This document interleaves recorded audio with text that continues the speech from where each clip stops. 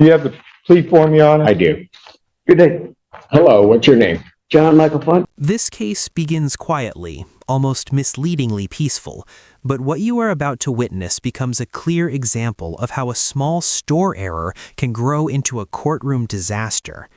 At first look, it seems like an ordinary plea hearing, the type judges handle every single day. But do not be misled by the courteous words and professional tone. What starts as a minor shoplifting charge soon reveals a complicated mix of legal trouble, system failures, and sudden custody rulings. Judge Simpson proceeds carefully, creating the feeling of a simple plea. Yet as the hearing continues, we see how old civil matters, missed hearings, and outdated files can unexpectedly collide with a defendant's present, even when neither he nor his lawyer expects it. Think about this as we start. Should a person who appears in court to admit one mistake end up walking out in handcuffs for something completely different? And even more importantly, how much blame does the system carry when important information is not easily available?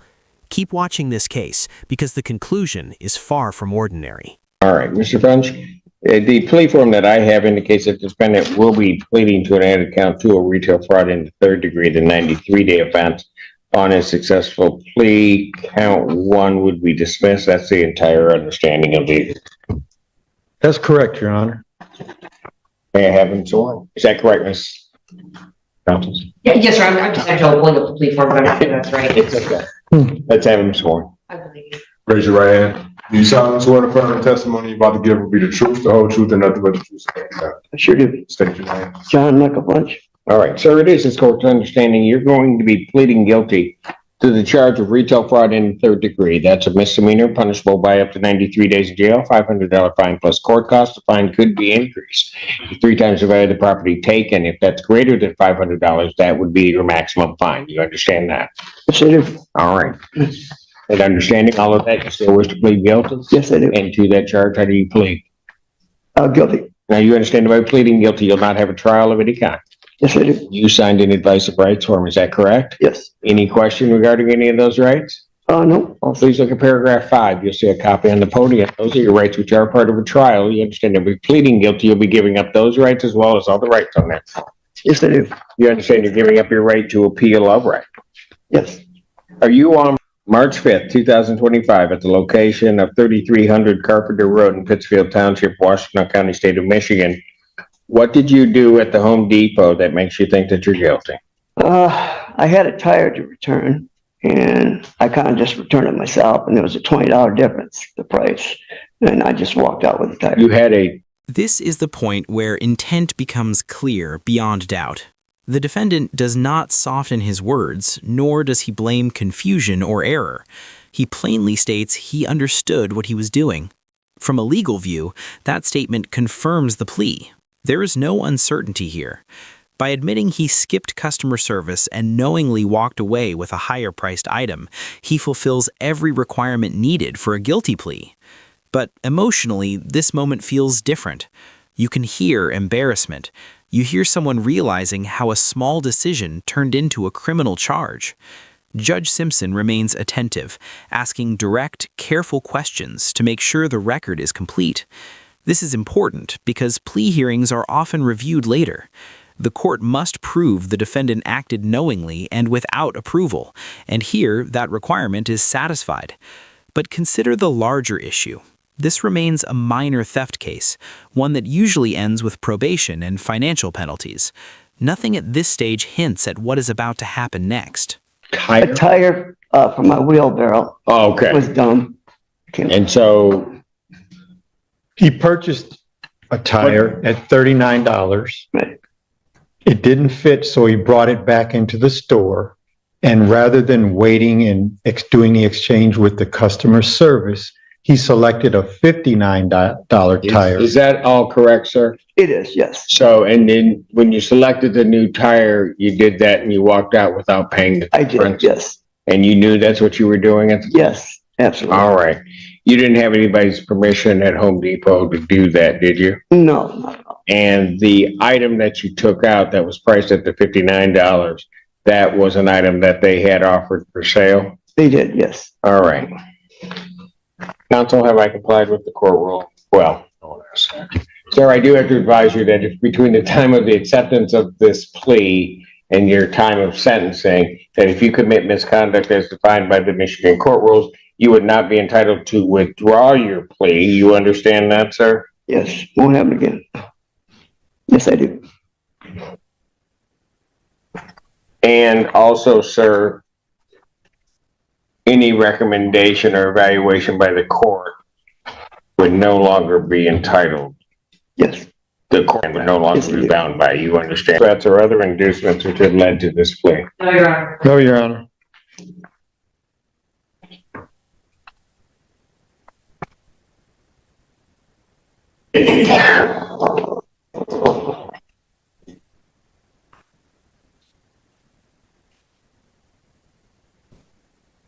And have I complied with the court rule and would it be proper to accept this defendant's plea? People are satisfied. Yes, Your Honor. Court will accept the defendant's plea. Count 1 is dismissed. Defendant is referred to probation for a pre-sentence investigation and report. Sentencing in this matter will be October 22nd at 12 noon. October 22nd, 2025, 12 noon. At this stage, the case seems finished. The plea is approved. One charge is dropped and sentencing is set weeks later. Normally, this is when pressure eases. Most defendants leave feeling relieved, believing the hardest part is over. Judge Simpson follows routine steps, sending the case for a pre-sentence report. Everything appears structured. Everything feels expected. That is exactly why what follows feels so striking, because legally this case should now move smoothly. There is no conflict, no disagreement, no tension. But courtrooms do not work in isolation. A defendant's past, both criminal and civil, can appear without warning. When it surfaces, it rarely comes organized or simple to explain. What you are about to witness is a clash within the system, where old files, restricted access, and procedural mistakes transform a settled plea into an urgent problem. Sir, looks like you have some other issues here.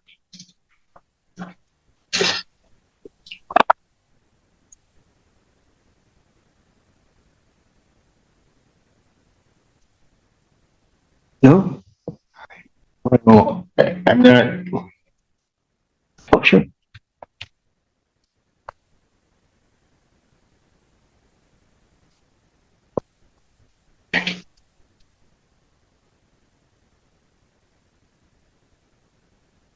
Mr. Allen.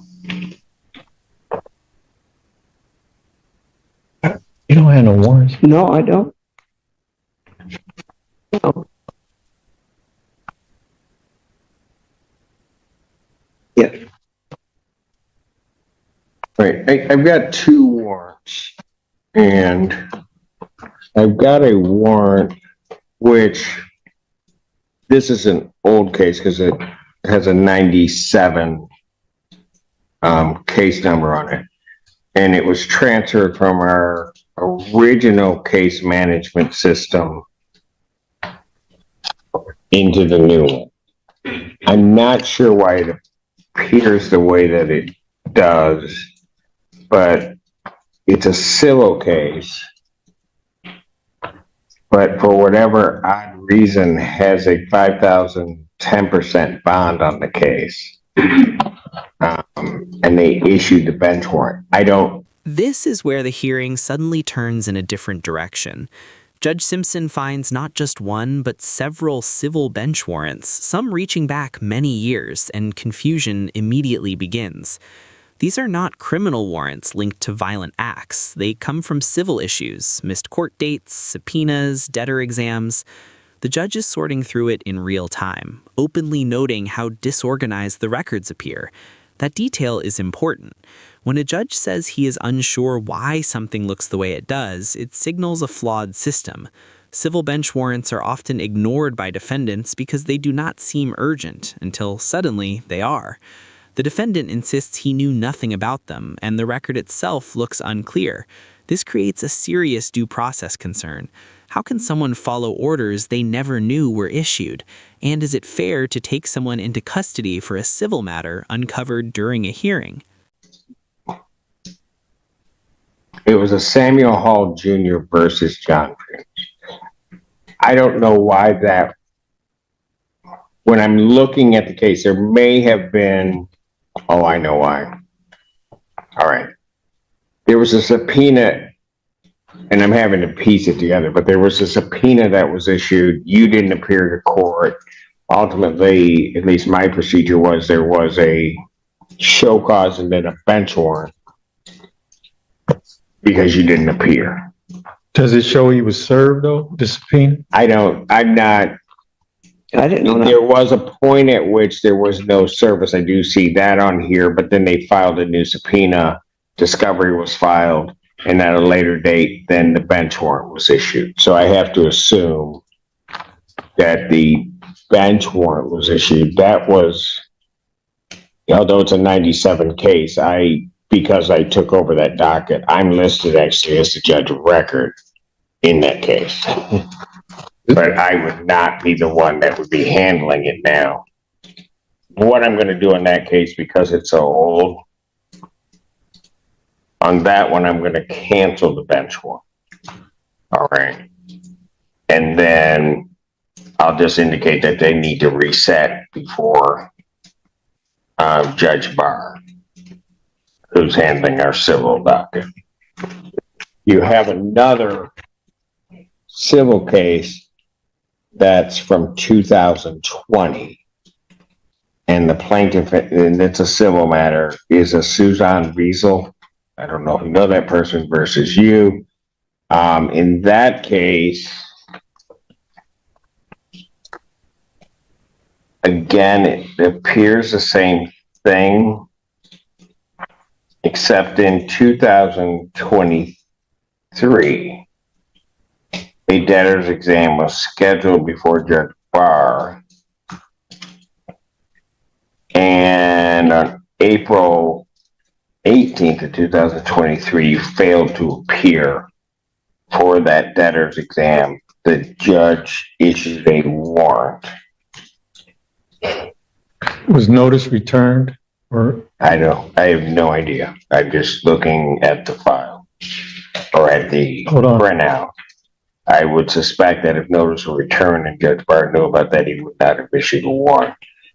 But a bench warrant was issued on that.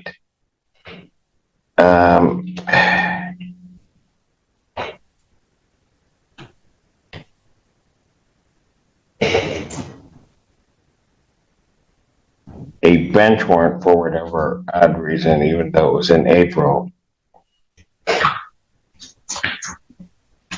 was then issued October 10th of 2023, and it's gone through this year in February.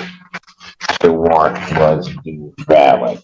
We have case numbers because we don't have access. I canceled the one. Okay. One case number. The one that there's a valid. Let me just give it. One case number is 97-2C3143.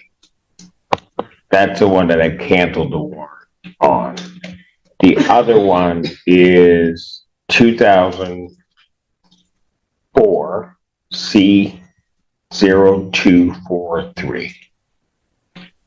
Both of them, it appears, come from small claims matters. Your Honor, is there an address in the 243? I'm trying to make sure you got notice of all this. In the 243, there's the address of Parker Road, but I don't know when the warrant and everything came through whether or not that was. No, I'm sorry, it's not Parker Road. It's Outer Drive. It's the same address that I have on this case. So I'm asking the court to not take him into custody, but It's a valid warrant. You're going to address that before Judge Barr. That's his warrant that was issued on the civil case. It's a cash bond only warrant from his failure to appear for a debtor's exam. But Your Honor, I'll be brief. As the court knows, we don't have access to JIS. Usually we'll run our clients' names through JIS and have the benefit of at least alerting our clients to warrants. Without access to JIS, and I interviewed him in the court, I interviewed him in the interview room, he wasn't aware of any warrants. That's why I was asking about the addresses and whether he had properly been served the subpoenas or served with notice of those debtor hearings. And so because I don't have JIS, I can't help him. I will straighten it out. Well, I understand. And Mr. Brown, I appreciate what you're saying. I think what has transpired is just crazy regarding JAS.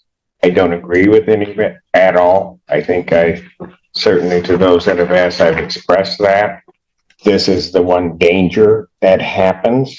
People get locked up because you guys who do a fantastic job don't have the benefit of being able to get open access to the information that's contained in the case management file. It's an abomination. I do consider it. If you raise the issue, it may be a violation. I'd have to look at it as an individual's due process and constitutional rights, because I have to do what I have to do here. This becomes one of the most telling points in the entire session. Judge Simpson is not simply making a decision, he is expressing frustration. He openly criticizes the limited access to JIS, even calling it unacceptable. That choice of words is meaningful. Judges are usually controlled in tone, but here his irritation is clear. He admits that defense lawyers are restricted, unable to properly alert clients about active warrants. From a constitutional view, this is serious. Due process demands notice and a chance to respond. If notifications are not properly delivered and attorneys cannot check records, the chance of wrongful detention increases greatly. Judge Simpson understands that danger, yet he is still obligated to act on the warrant before him. This shows the courtroom dilemma. A judge may see system flaws and still be required to apply the law as it stands. But the court itself, quite frankly, is impeding your ability to do that. Something's wrong. There's going to have to be a ruling on it if it's raised. So you are more than free to raise that before me, since I'm the one sending, or raise it before Judge Barr because this is his case. But at this time, I do have a valid warrant. I'm going to take him into custody, sir, so that you know the bond amount that I have here is $2,650 cash. How much? 2,000? $2,650. You got that on? No. That sounds like on the civil case, that may have been the judgment amount. And then when you didn't appear for the debtor's exam, that became the bench warrant. What can I say? How do we get a hold of them? Hold of who? The people I owe the money to. What? Hold on. Well, You got to go with the court officer. And if you got a credit card or somebody you can holler at, you can call for the 265.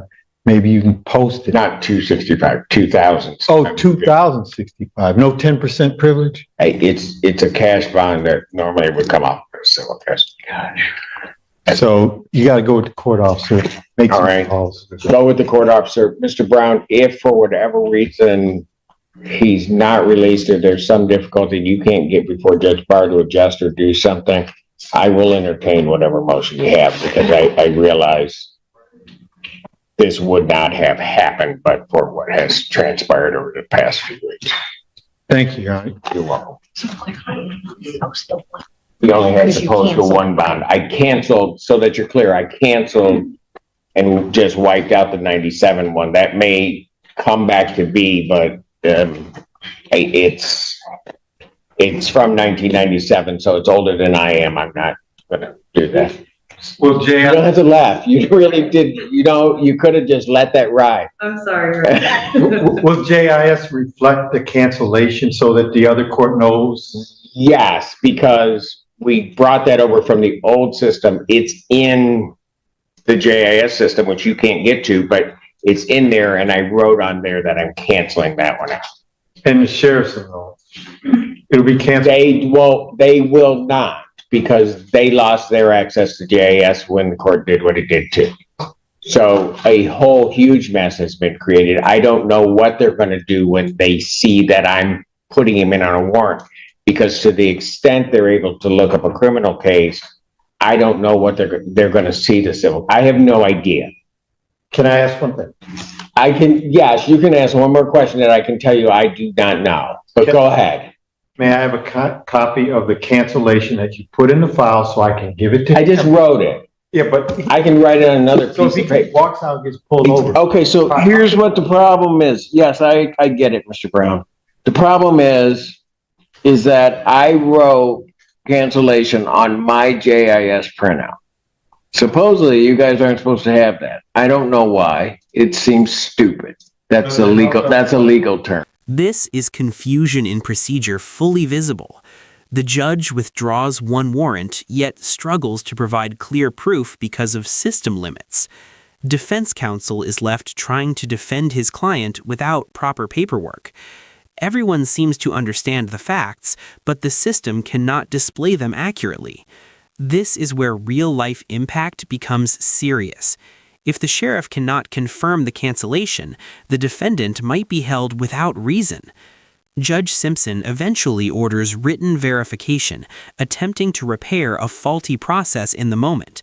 It shows that courtroom decisions do not stop at the judge's bench. They extend into computer systems, detention centers, and administrative offices that must share information correctly. And so I can't give you that. You give to him?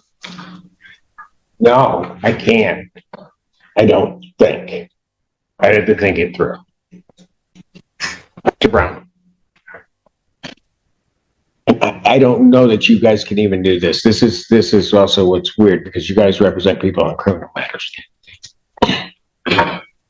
If you were to indicate to me that you're the attorney of record, or get him to sign something that they would like that information turned over to you, that's fine. You're trying to get some verification that I canceled that warrant. Yes, because you can't get to the place that it would be. So here's what I will do. Ms. Weidling, Yes, Your Honor. could you type up a document for my signature to present to the public defender's office that I can't, on the 97 case, that I canceled it? I will sign that, and that way you have it in writing from me.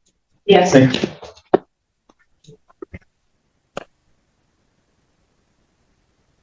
That took much longer than it needed to. Court calls the case, not because of you, Mr. Brown, it wasn't.